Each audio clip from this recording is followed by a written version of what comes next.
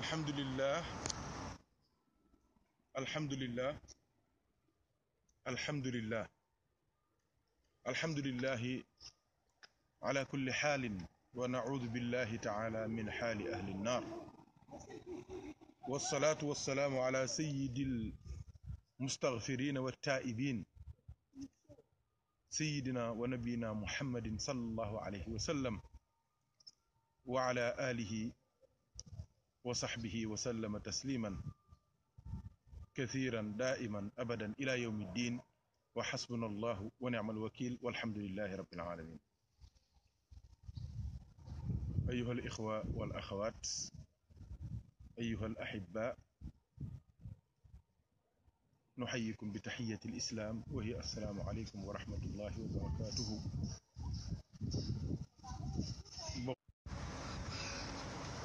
ñoo ngi leen di nuyu bu baax di leen ziyaara di leen baalu xaq te di leen ko baal di ñaan yàlla nañu yàlla boole baal bi jaahi sayyidina wa nabiyina mawlana muhammadin sallallahu alayhi wa sallam. fa tabarakallahu sant nañ yàlla bu baax a baax a baax santaat ko julliwaat ci rasulullahi sallallahu alayhi wa sallam mi nga xamante ni mooy sangu ñiy jéggulu yàlla ñëpp ak di ko tuubal ndax moom moo jàngale nu ñuy jégguloo yàlla waaye moo jàngale tamit nan la ñuy tuubale yàlla nañu yàlla boole ci jéglukat yi boole ñu tamit ci way tuubi ndax l'istighfar mooy sàkku njéggalu yàlla, tawba mooy tuubal yàlla. ñaar yooyu nag dañuy dox ci benn domaine, mooy le domaine du pardon, de la clémence ci lay dox, waaye ñoom ñaar bokkuñu loolu. am na ci bisi koor gi waxtaanoon nañ ko waxtaan woo xamante ni ci biir ab waxtaan la nekkoon, waaye tabarakallahu am na ci ñoo xamante ni yàlla rek moo ñor, diine rek moo leen yor, pas-pas rek moo leen ñor. moo tax am na mbokk mu baax suñu soppe la, moom ma doon laaj ñaari ay alxuraan yu mu doon wax pour ñu bokk xoolaat ko, ndax tuddoon naa ko bis, waaye ma xam ni dafa baax rek di laaj, te léeg-léeg sax li ñuy laaj du pour ñoom waaye pour ñëpp la. moo tax ñu xam ni ni mu nekkee soxla ci moom intéressé ko, noonu la war a intéressé yeneen jullit yëpp, mooy ñu xam lan mooy tawba ak lan mooy l'istighfar. fa tabarakallahu toujours damay wax ne lu simple la. dafa am ay blessure yoo xamante ni ci sa biir kër, mooy sa doom daanu tuuti wala mu faqasalu wala mu xureeku wala yu demee noonu, yooyu doo amee mercurochrome wala nga am alcool, xam nga, wala nga am yenn mbir yi, mën nga ko nettoyer mu set, wala mu dem faju hôpital ba noppi góom bi desee wér tuuti, nga am alcool wala mercurochrome nga ko ciy def ba mu wér. léeg-léeg yenn blessure yu ndaw yi tamit du jar dem hôpital, parce que am nga benn pharmacie ci biir kër gi, yaa ngi dégg. am na yoo xamante ni nag day laaj nga yóbbu ko ci infirmier, wala boog nga wax woo infirmier mu toppatoo ko. am na yoo xamante ni dafay laaj nga dem urgence. am na loo xamante ni su demee ba urgence tamit du médecin yi xoolee ba noppi danaan sawaay kat nañ seet chirurgien bi. pourquoi ñu ne parce que gangrène bi mooy feebar bi, gangrène bi feebar bi song na cër bi song boo xamante ni il faut ñu dagg ko. bu dee ci biir yaram wi la, il faut ñu fekk ko fa mu nekk, dagg ko foofu, génn ko. bu dee cër bu feeñ la, il faut ñu dagg ko mu deñ. suñ ko bàyyiwul day lekk yaram yëpp, rey borom. yaakaar naa li may bëgg wax leer na. l'istighfar mooy demander pardon, demander yàlla pour mu jéggal la, mooy feebar yu sew yi nga xamante ni ci infirmier lay yam, wala ca pharmacie bu kër ga, boîte à pharmacie lañ jox yaakaar naa. tawba nag moom mooy amputation, wala opération chirurgicale wala chimiothérapie wala dialyse nga xamante ni ça demande une benn anesthésie locale wala anesthésie générale ba ñu mën laa defal liñ lay defal te gaañu du ci am léegi nag loolu mooy indi l'istighfar soo ko xamee mooy astaghfirullah xam tawba mooy wa atubu ilayhi soo ko xamee ci ngay découvrir en même temps la hiérarchie des péchés waaw bàkkaar yi dafa am bàkkaar yoo xamante ni astaghfirullah moo koy fóot mooy maladie mooy yi ma leen wax góomu infirmerie am na bàkkaar yoo xamante ni astaghfirullah du ko dindi li koy dindi mooy wa atubu ilayhi mooy tawba nag yëg-yëg la ci xol yëg-yëg bi ci xol mooy lan mooy nga rëccu astaghfirullah laa mi ñu koy wax soo ko fasee rek nga wax ko muy dëgg ci yow yàlla jéggal na la waaye tawba nag dafay laaj li ñuy wax regret da nga war a regretter da nga war a rëccu soo rëccoo ba noppi la nga doon tuubale yàlla dootoo ko defati mukk bu dee naan la dootoo naan bu dee tox la dootoo tox bu dee moy la dootoo moy bu dee alalu jàmbur joo yor la da nga ko war a dem delloo boroom loolu mooy tuub bu dee foo daan dem fu yàlla bëggul la dootoo fa teg sa tànk ba keroog ngay faat loolu soo ko defee muy dëggu ci yow nga fas ko sa xol nga rëccu mu metti la ci sa biir xol nga rëccu ko sa diggante ak sa borom ba noppi bu dee loo daan def nga koy bàyyi bu nekkee loo bàyyi woon la nga koy def léegi fa lillahi alhamdu yàlla nangu na sa tuub léegi dafa am benn aaya boo xamante ni ñii tuub di jëm ci yàlla ñëpp moo leen di tiital waaye am na benn aaya tamit bu nekk ci wet ga ñii tuub di jëm ci yàlla yëpp moo dalal seen xel aaya boobu mooy ban mooy aaya bi borom bi tabaraka wa taala wax ci sóoratu nisaa yi ne inna allaha laa yaghfiru an yushraka bihi wa yaghfiru ma duna zalika liman yashaa'u wa man yushrik billah faqad dalla dalalan baida borom bi tabaraka wa taala nee na suratu an nisa mooy les femmes borom bi nee na yàlla inna allaha naka yàlla te wax naa leen ne leen aay boo leen gis wala kalima boo leen gis ci arab ci alquran ci sunna mu tàmbalee inna def leen attention lu am solo alquran sax lépp am solo waaye léeg-léeg dafa am yu ëppante doole lu ama am solo moom la yàlla di waaj a wax moom la yonent bi di wax bu dee arab la rek bu koy wax arab suy wax lu ko amal njariñ lu ko amal solo phrase ba da koy commencer par inna moo ngi signifié ci français certes mooy lii muy wax ni lu wér la lu ko ñor la lu ko intéressé la lu mu bëgg ñi muy waxal déglu ko la mu indi inna allahu wax naa la ne la foo ko dégg rek xamal ni defal nañ la raccourci defal nañ la symbole defal nañ la résumé ndax ñeenti junni turu yàlla yi nga xamante ni waxtaane naa ko ba pare moo am yëpp dafay dajaloowaat ci allah kon soo ne allah bu nekkoon yow xam nga li xew yàlla ubbil na la sa bët wala sa xol di nga dégg yeneen turu yàlla yëpp ni nga ko sikkaree en même temps doo ne allah te xam ko xam sirru ba xam la ca laxasu soo ne allah soo ne allah yow waxoo allah kase mais wax nga arrahman almalikul alqudus salaamul muminul muhayminul azizul jabbaarul qahaaru tawaabu gafaaru xaabidul baasitul xakamul adlul muizzu muzillu muntaqimun zul jalaali wala gis nga li ma la ba mu àgg ci turu yàlla yi nekk ci tawraat ba àgg ci turu yàlla yi nekk ci injil ba àgg ci nekk turu yàlla yi nekk ci zabur ba àgg ci turu yàlla yi nga xamante ni malaayika yi ñoo ko xam ba àgg ci turu yàlla yi nga xamante ni jinne yi ñoo ko xam ba àgg ci turu yàlla yi nga xamante ni yonent yi rek ñoom ñoo ko xam soo ne allah rek wax nga yëpp war allah du caaxaan de turu yàlla allah tur wu doy waar a ngoo ko moo tax yàlla bi muy wax lii ko intéressé nii waxul inna arrahmana waxul inna alfattaha waxul inna alquddusa dana inna allaha naka yàlla laa yushriku laa yaghfiru du jéggale ay yushraka bihi yàlla du jéggal ku ko bokkaale wa yaghfiru maa duna zalika liman yashaa'u wa yaxfiru dina jéggale nag maa duna zalika lu yées lii li man yasha u ñeel ku ko neex moom yàlla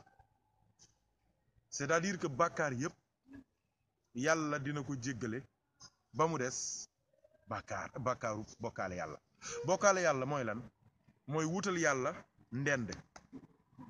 wutal yàlla ndend walam yakul lahu kufuwan ahadun googu nga weddi ko mooy yàlla am na lu niroog moom wala ku tolloog moom te loolu yaakaar na ustaas yi dañoo tàng xol te soxor rek waaye yaakaar naa loolu amul benn jullit bu gëm yàlla ci kaw suuf benn jullit bu gëm yàlla ci suuf koo xamante ni wutal yàlla morom amul njuumte nag mën naa am ci wax wala ci jëf waaye ku wutal yàlla morom amul maa la ko wax waaw njuumte nag mën naa am ci kàddu wala ci jëf wala ci façon mais ku wutal yàlla ndend morom ci kaw suuf rawatina ci julliti amul man maa la ko wax ndax loolu xel nangu walam yakul lahu kufuwan ahad yàlla amul morom mooy bokkaale yàlla léegi nag soo demee ba àgg ci nag ne yàlla mook diw ay associé lañu mook diw ñoo bokk tabaxandoo asamaan si ñoo bokk tabaxandoo suuf si ñoo bokk bindandoo nit ñi ñoo bokk di silandoo wërsëg waa kay loolu moom mooy wutal yàlla ndedd wutal yàlla moroom wutal yàlla ku niroog moom wala lu niroog moom wala fu niroog moom te loolu yàlla jomb na ci moom yàlla nee na ku def lii nag man duma la ko jéggal man yàlla léegi leneen lu dul lii nag ku ko def nag baal naa la ndax képp koo xamante ni jéem nga maa wutal ndend wala nga jéem a wutal moroom wala ngay jéem a jaamu ku dul man yàlla na nga xam ni juum nga juum gu rëy lan mooy juum gu rëy faqad dalla dalaalan baida juum gu sori mooy juum gu rëy goo xamante ni nit ñi duñu juumee 2 mètres la ñuy dox jéggulu yàlla jéggal leen yow nag il faut que nga dox 150 000 kilomètres pour àgg fa ngay jégguloo yàlla loolu mooy faqad dalla dalaalan baida loolu mooy lan bi maanaa dëgg max ji mooy lan mooy bàkkaar boo mënti def doo ne astaghfirullah yàlla jéggal na la waaye nag soo bokkaale yàlla aaya bi moo ñuy jàngal ne soo xësee ba wutal yàlla ndend wutal ko morom soo ko defee rek astaghfirullah du la ci génne lan moo la ci génne mooy tawba tuub est-ce que di nga wax ji pap bàkkaar bii bàkkaar boo mënti def soo ne astaghfirullah rek yàlla jéggal na la waaye bàkkaaru bokkaale yàlla wutal yàlla ndend wutal ko morom wut koo koy yamaleel wut koo koy nuróoleel bàkkaar boobu sama borom nee na kenn yaa du ma ko jéggale mukk lu dul ci tawba te sànq wax naa luy tawba lan mooy tuub tuub mooy lan da nga koy fas sa biir xol rëccu ko ba noppi bàyyi loolu te dootoo ko waxati dootoo ko defati dootoo fa demati loolu mooy maanaa aaya bi de am na ñoo xamante ne bëri ci ustaas yu bëri soo waxee ñun la yàlla dina jéggale lépp ba mu des bokkaale kon yàlla du jéggale bokkaale la ñuy bëgg a wax déedéet du loolu de yàlla day jéggale bokkaale keñ dina jéggale bokkaale waaye nan la koy jéggalee lu dul bokkaale astaghfirullah la koy jéggale bu dee bokkaale la tawba la koy jéggalee loolu la gaa yi déggul est-ce que dégg nga li mu bëgg a wax waa léegi man question bu simple laay laaj mbokk yëpp ñiy wax loolu ñëpp li ma leen di laaj mooy waaw léegi ndax saxaaba yi amul ci ñoom ñoo xamante ni jaamu nañu xërëm ndax jaamu xërëm du bokkaale yàlla ndax yàlla jéggalu leen am na ci ñoo xamante ni waaw rey xale ndax du loolu du bokkul ci bàkkaar yi gën a mag Seydina Omar ibn Khattab suulul doomam bu jigéen yeneen saxaaba yi ñi ci bëri su jootal nañu xërëm ba mu des Seydina Ali ibnu Abi Talibin radiyallahu anhu su jootal xërëm ko gën a nekk bokkaale dafa am ci kaw suuf mais teewul yàlla jéggal na leen yonent bi sallallahu alayhi wa sallam keroog Xaalid ibnul Walid bi mu duggee ci lislaam ñëw toog ak Seydina Bilal ibnu Rabah radiyallahu anhu di waxtaan ak moom ne ko man de vraiment dama am lu ma metti lool sama biir xol ndax keroog ut maa tax ñu gañe jullit ndax maa gis secret guerre bi yonent bi daf leen waxoon yéeg leen ci montagne bi te bu leen ci wàcc ñoom ñu wàcc man ba mu gisee laa yéegal samay gaay ñu tiim jullit yi keroog rey nañu lu mu bon juróom-ñaar fukk ñu mokkal alquran attention Xaalid ibn Walid lu ko Seydina Bilal ibnu Rabah tontu dane ko al islaamu yajubu maa qablahu l'islam day effacé lu jiitu woon avant ngay tuub. rey ay jullit yow rey animal sax daganul te soxla woo ko lekkoo ko commerce ci defoo ci dara waxuma laa na ngay rey nit waxuma laa ngay rey jullit waxuma laa ngay rey ku mokkal alxuraan te pourtant tey jii suñ ne Xaalid ibnul Walid dan naan radiallahu anhu lu bëri liggéeyal na ko lislaam yàlla gërëm na ko. mën naa la jox exemple yu dul jeex ci ñoo xamante ni tey jii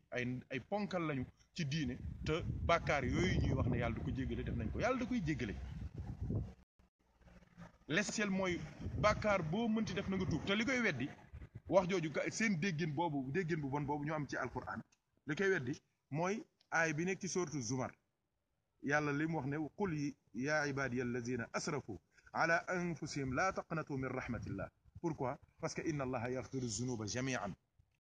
Inna allaha yaghfiru zunuba jamian. yàlla nee na ci sourate Az-Zumar yow na Muhammad waxal sama jaam yi xoolal waxal sama jaam yi lii lu ko gën a neex am na waxal sama jaam yi yàlla nee na jaam yi ay jaamam lañu mooy bu kenn toog naan yàlla du jéggal kii ak du jéggal kee yow xamoo dara yow fexeel bokk yàlla jéggal rek. àjjana yaatu na ñun ñëpp am nañ fa place. qul yaa ibaadi sama jaam yi yàlla nee na jaam yi maa moom bokk ma ko kenn. te yan jaam lay waxal foofu mu ne waxal ak sama jaam yi nga xamante ni asrafu ala anfusihim mooy ñi ëppal yàqkat ya ña naan ba ëppal ba tox ba ëppal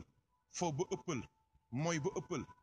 def lu nekk ba jàpp ne ñoom dootul mucc jàpp nañ ne ñoom yàqu nañu xalku nañ torox nañu duñ dem aljanna. yàlla nee na yonent bi waxal ñooñu ne leen laa taqnatu min rahmatillah wax la ne leen bu ci kenn découragé ci yërmande yàlla. ils ont une part dans la miséricorde d'Allah. yonent bi ne waaw yàlla lu tax nga wax loolu yàlla ne yonent bi parce que inna allaha yaghfiru zunuba jami'an. yàlla mooy jégale bàkkaar yëpp. aay bu njëkk bi lan la waxoon inna allaha laa yaghfiru ay yushraka bihi fii mu ne inna allaha yaghfiru zunuba jami'an ñoo bokk benn nu mu ko intitulé nu mu ko waxee inna allaha naka yàlla yaghfiru day jéggale az-zunuba. gis nga ñi jàng arab xam na lan mooy taxawaayu al boobu alul istixraaq lañ koy wax waxul inna allaha yaghfiru zunuban yàlla day jéggale ay bàkkaar déedéet dane inna allaha naka yàlla yaghfiru zunuba day jéggale tous les péchés sans exception sans restriction sans limite sans frontière. Les péchés du début jusqu'à la fin de la tête jusqu'aux pieds bàkkaar yëpp yàlla koy jéggale yàlla nañu yàlla jéggale. inna allaha yaghfiru zunuba jami'an boo du waxoon inna allaha yaghfiru zunuba doy na sëkk inna allaha yaghfiru rek na sëkk yàlla day jéggale doy na sëkk waaye mu ne az-zunuba bàkkaar yëpp ba noppi teg ci ne jami'an mooy sans restriction mooy li ngay jàpp ni yàlla du ko jéggale billaahi yàlla da koy jéggale. seulement da ngay xam lan mooy nan lañ koy jéggloo. am na loo xamante ni soo ne astaghfirullah baal nan la ko waaye am na loo xamante ni astaghfirullah du ko lijjante. dafa am yére yoo xamante ni doo bëggee mu set sëñ bi da ngay wuti eau de javel mais am na yére yoo xamante ni jarul eau de javel doo defee ci ndox mi wut sa omo fóot mu set wicc mais am na noo xamante ni doo bëggee mu mel ko da ngay wuti eau de javel am na noo xamante ni doo bëggee mu mel ko da ngay dem wuti sax weexal am noo xamante ni doo bëggee mu mel ko yére bu bañ a yàqu da ngay dem fay xaalis pressing ba pressing ngay dem fay ji daanaka njëgu yére bi ngay def pour ñu fóotal la ko loolu mooy taw ba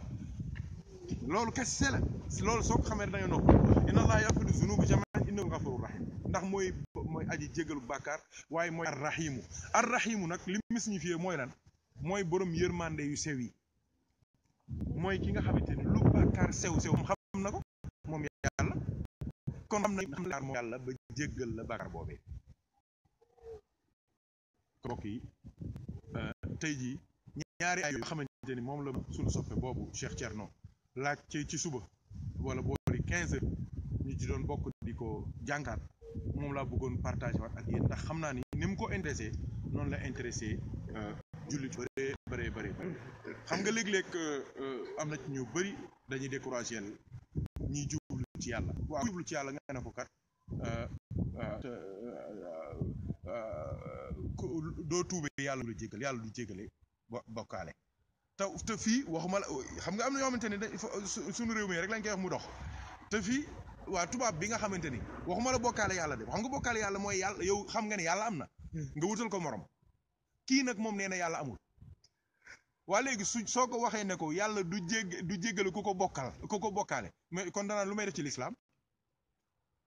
est-ce que dégg nga fi may waxee lii problème de xel la ak xalaat gars yi léeg-léeg li ñuy wax xamuñu ko dañuy jaxase di mbëkk di dem rek waaw kii moom nee na yàlla amul bokkaalewul de kii lim def moo gën a rëy mulhid la moom nee na yàlla amul Dieu n'existe pas la wax moom yow nga ne ko yàlla nee na ku ko bokkaale du la jéggal aha kay day jéggale bàkkaar yëpp inna allaha yaghfiru zunuba jami'an waa léegi ña tuub nag ca réew ma joolaa yeeg séeréer seeg bambara yi borom pangol yeeg ak jalang yeeg ak xamb yi ak xërëm yi ñooñu bokkaale wu ñu yàlla waa léegi ba ñu ñëwee taxaw ci kanamu imam bi wala kanamu sëriñ bi daal ne ashhadu an laa ilaha illallah wa ashhadu anna muhammadu rasulullah ndax yàlla jéggalu leen ndax ñoom bokkaale wu ñu woon dañoo tuub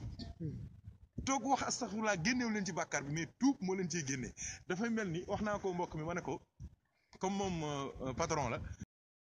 expliqué na ko am na lu ñuy wax ci wàllu administration faute grave bokkut ak ay erreur ay retard ay nga fàtte ranger wala nga fàtte yooyu ay erreur la ba sa patron mën na la wax ne la mais pourquoi nga def lii mais bu ko defati su ko neexee mu bind mu def ci rapport blâme mu def la blâme ma ngoog dégg nga ndongo mel ni ku te ouvrier la muy ay lu naan ma blâme juriste bu toll ni man ngay taxaw man di ma jaay affaire nii nee na blâme xam nga kooku bu ndaw la mooy bu ko defati su ko neexee mu wax ko oralement su ko neexee mu bind ko pour mu am trace mais am na faute yoo xamante ni soo ko defee dafay laaj lan mooy sanction yo ndongo avertissement bu topp mise à pied lu topp renvoi temporaire lu topp licenciement nga naan exclusion jàpp naa la te nga ndongo muy ay naan exclusion loolu classe la ñuy dàq élève licenciement la ñuy wax licenciement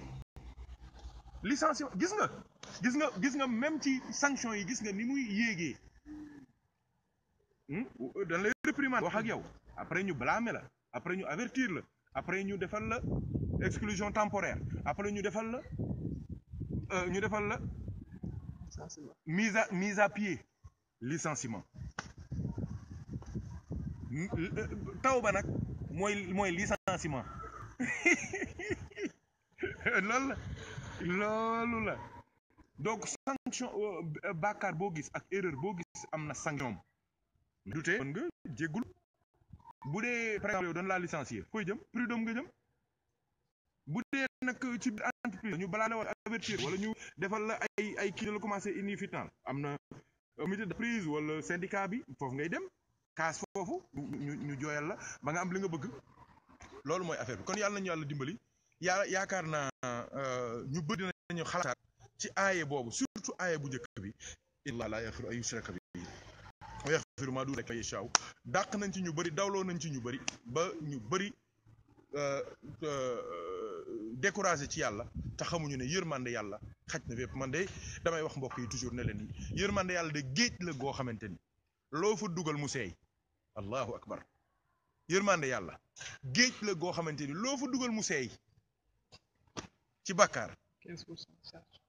yërmande yàlla loo fa dugal géej la loo fa dugal mu seey yàlla nañu yàlla jéggal donc li ñuy tëjee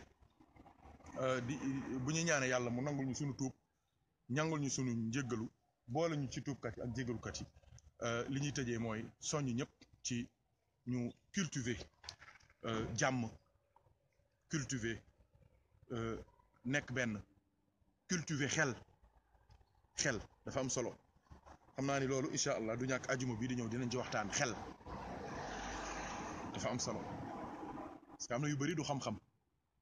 du ay affaire de ngëm sax yooyu mais xel la li ma bëgg wax foofu mooy élection yaa ngi nii yaakaar naa dimanche la ñi xoolal ñi seen ndey yi liggéeyul ñëpp dinañ leen rey ñi kilifa ñëpp dinañ leen rey ñi yeewul ñëpp dinañ perte jaru ko benn jour la après mu jeex ku nekk jëlal sa carte nga dem seet ki la doy nga dem woteel ko soo paree sa ataaya toog déglu résultat ya jarul xeex jarul werte kuñ ci gaañ tamit da ngay perte bu dee boroom kër nga say njaboot ngay bàyyi ñu torox bu dee jeune nga de rey nga sa bopp reyaale sa papa ak sa yaay ñu nekk ci naqar bu dul jeex bu dee dañ la blessé ñoom ñooñu ngay xeexal ak di leen coowal duñu faj donc ma ci guddal loolu rek laa ciy wax surtout la jeunesse ku ci mën a wote demal wote ku ci wotewul dem toog sa kër nga noppalu jàmm ne luy jàll la luy jeex la 2012 amoon na fi jàll na ña ca gañe nañ ña ca perte tey jii ba tey ñoo ngi perte 2007 jàll na fi 2000 jàll na fi kon mbokk yi nañ def ndànk ñu teey ku ci nekk dox la nga war a dox rafetal la nga war a rafetal sa àdduna baax sa àllaaxira baax yàlla nañu yàlla dimbali donc chers frères chers cheminants vers Allah subhanahu wa ta'ala, c'est un plaisir de vous rencontrer encore en ce jour béni du vendredi pour parler de deux vocables, de deux mots d'une importance capitale dans l'islam. C'est al-istighfar wa tawba. Et les gens ont tendance à les confondre. Al-istighfar, c'est la demande de pardon.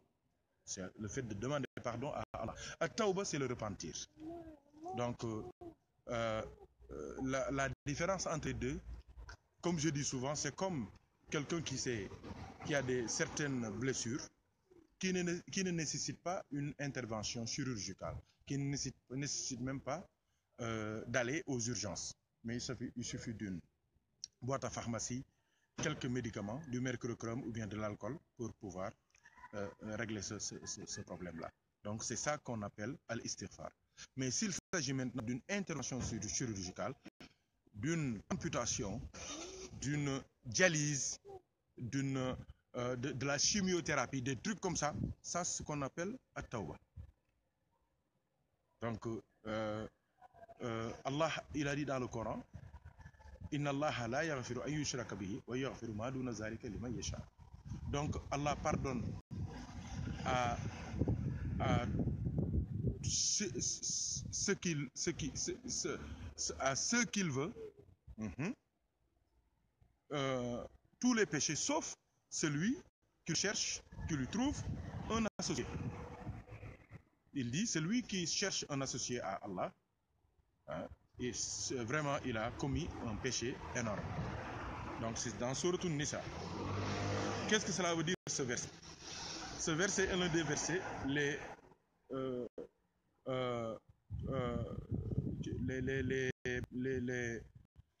que ceux qui essaient de l'expliquent de la manière la pire. Pourquoi? Parce que ils confondent la miséricorde d'Allah et le péché. Or, Sayyidina Bilal avait dit à Sayyidina Khalid ibn al-Walid, Al-Islamu yajubbu ma qablahu. Donc l'islam efface tous les péchés qui l'ont précédé. Donc il suffit de se présenter devant Allah, devant son prophète, ou bien devant le représentant d'Allah ou de son prophète, pour prononcer la shahada, pour demander un pardon exclusif à Allah subhanahu wa ta'ala, pour voir tous ses péchés effacés et dans les meilleures conditions. Donc, alhamdulillah, beaucoup disent que Allah ne pardonne pas l'association. Or, Allah, il pardonne l'association, mais comment? C'est-à-dire qu'un autre péché qui est autre que l'association nécessite seulement astaghfirullah. Mais quand il s'agit de l'association, il faut obligatoirement ce qu'on appelle at-tawba. Et le at-tawba, c'est quoi? C'est le regret qu'on a dans le cœur. Le fait que ce que tu as fait comme péché te fasse mal dans le cœur. Et ensuite, le fait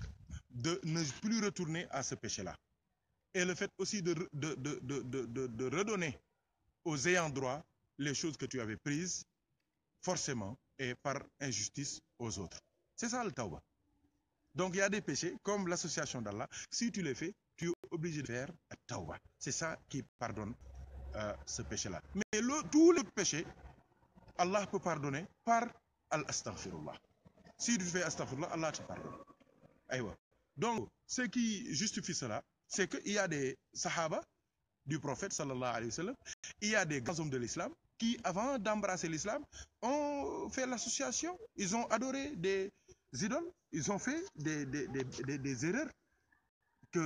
qui nécessitent at-tawbah. S'il suffit de faire le tawbah, Allah te pardonne. J'ai même approfondi la réflexion pour dire aux frères. Mais par exemple, les Français, les Européens, les Occidentaux qui sont nés ici, ils sont au-dessus même de l'association. Ils sont dans ce qu'on appelle l'existentialisme. Ils disent que Dieu n'existe pas. Donc celui-là, si tu lui dis que Allah pardonne tous les péchés, et il ne pardonne pas l'association d'Allah, hein, à shirk, mais quelle est sa part dans l'islam maintenant? Hein? Donc si tu leur dis ça, mais c'est fini, ils ne vont plus rentrer dans l'islam. Or, c'est toi qui les as chassés de l'islam. Ce n'est pas l'islam qui les a chassés. C'est ta mauvaise compréhension du Coran qui a chassé les frères-là de l'islam. Et un verset justifie cela, c'est le verset dans Sourate Zumar, où Allah subhanahu wa ta'ala dit au prophète Muhammad sallallahu alayhi wa sallam, dis à mes serviteurs, qui ont fait des péchés énormes, qui ont transgressé mes lois, qui ont fait ce que qui n'ont pas fait ce que j'ai demandé et qui ont fait ce que j'ai interdit, dites-leur qu'ils ne se découragent jamais de ma miséricorde. Pourquoi? Parce que Inna Allah yaghfiru dhunuba jami'an. Allah pardonne tous les péchés dans leur totalité complète, absolue. Tous les péchés. Allah pardonne tous les péchés. Moi, je ne peux pas comprendre, je ne peux pas accepter que Allah dit qu'il pardonne tous les péchés et quelqu'un cherche des restrictions, des frontières et des limites à ce tout-là. Allah, il dit Inna Allah yaghfiru dhunuba jami'an. Il pardonne tous les péchés. Les péchés qui se pardonnent par astaghfirullah, il les pardonne. Les péchés qui se pardonnent par at-tawbah, il les pardonne. Pourquoi? Parce que lui, il est le grand pardonneur qui nous pardonne et il est celui qui a la miséricorde subtile, la miséricorde efficace qui peut trouver tous les péchés du monde et les effacer. Je dis souvent aux frères, pour terminer, que la miséricorde d'Allah, c'est une mer, mais c'est une mer qui engloutit tous les péchés qui rentrent dedans. C'est une mer qui engloutit, qui phagocyte, qui démolit, qui rend néant tous les péchés qui rentrent dedans. Donc, le paradis est très vaste, chers frères. La miséricorde d'Allah est infinie et immense. Nous avons tous les êtres humains, toutes les créatures ont leur part dans la miséricorde d'Allah. Ne fermons pas les portes de la miséricorde et du pardon d'Allah à ses serviteurs. Donc, c'est ça qu'on voulait partager avec vous. La dernière chose, c'est que c'est un conseil, surtout aux jeunes, parce que nous sommes à la veille d'élections au Sénégal. Donc, nous appelons tous les jeunes au calme, à la sérénité, à la retenue, et surtout à la réflexion, d'être intelligent. Parce que tout ce qui se passe comme grief, comme problème, ça va retourner sur eux et sur leurs parents. Si tu es un adulte et tu te fais tuer ou bien tu te fais blesser dans ces événements-là, tu perds avec ta famille. Si tu es jeune, tu te fais blesser, tu te fais tuer dans ces événements, ta famille perd. Tu vas créer des problèmes jusqu'à la fin des temps. Si on t'emprisonne, tes parents seront dans la tristesse, dans la galère, dans des problèmes jusqu'à ce que tu sortes. Il y a des gens qu'on avait pris dans les premières élections, ils sont toujours en prison. Et les gens pour qui ils se battaient sont dehors et ils viennent ici dans les hôtels. Donc faites attention, réfléchissez, soyez intelligents. Le jour J, si vous avez vos cartes d'électeur, vos cartes d'identité, allez voter. Après avoir voté, restez chez vous, buvez votre thé, mangez votre thé et restez calme et zen. C'est l'essentiel dans la vie parce que sans la paix, il n'y a pas de développement, il n'y a rien. Je parlais à un frère, c'est un Ivoirien. Souvent, ils viennent ici nous voir, on partage la hadra. On va juste se voir, Inch'Allah, dans quelques instants. Ce frère-là, il m'a dit, on est resté combien de temps sans faire la prière de vendredi en Côte d'Ivoire. Pourquoi? Parce qu'il y avait la guerre. Il y avait la guerre. Et quand il y a la guerre, il n'y a pas de prière, chers frères. Il n'y a pas de prière. Il n'y a pas de prière de vendredi. Il n'y a pas de hadra al-Juma. Donc c'est dans la paix seulement qu'on peut évoluer, qu'on peut pratiquer notre religion. Le Sénégal, je dis souvent aux frères que le Sénégal, c'est un pays dont la seule et unique richesse, ce sont ses hommes. C'est la paix. La richesse du pays, c'est la paix. Que vraiment, chers frères, ne détruisons pas notre richesse, notre force, qui est la paix. Et il n'y a pas autre chose que la paix. Parce que tout ce que tu as, et si tu n'as pas la paix, tu vas laisser cette chose-là ou bien tu vas vendre cette chose-là pour aller chercher la paix. Donc nous, Allah nous a donné la paix. Nous vivons ensemble. Nous vivons dans de bonnes conditions. Hein? Nous sommes tous une famille. Le Sénégal, c'est une seule famille. Donc Allah nous aide et nous assiste par la baraka du prophète Muhammad sallallahu alayhi wa sallam. Wa akhir da'wana alhamdulillahi rabbil alamin. Donc aujourd'hui, mashallah, le frère Racine Ly est en voyage. C'est le frère Pape Ndongo Doucouré, l'ouvrier qui faisait le juriste aujourd'hui. C'est lui qui nous a vraiment assisté pour l'enregistrement de la vidéo. Le frère Mohamed Dia est pris dans son travail. Donc, qu'Allah assiste tout le monde, Masha'Allah. Nous nous préparons aussi pour la journée de Mame El Hadj Mohamed Ndieguene, Inch'Allah. Dans les jours qui vont venir, on va faire des vidéos pour parler de lui, parler de son histoire, mais aussi préparer la journée du 14 au Sénégal, du 15 ici à Paris, à la Grande Mosquée de Paris, mais aussi le 19 à Bilbao, Baracaldo, en Espagne, avec frère là-bas. Qu'Allah nous assiste et nous aide par la baraka du prophète Mohammed sallallahu alayhi wa sallam. Wa akhiru da'wana, alhamdulillahi rabbil alamin. Wassalamu alaykum wa rahmatullahi wa barakatuh.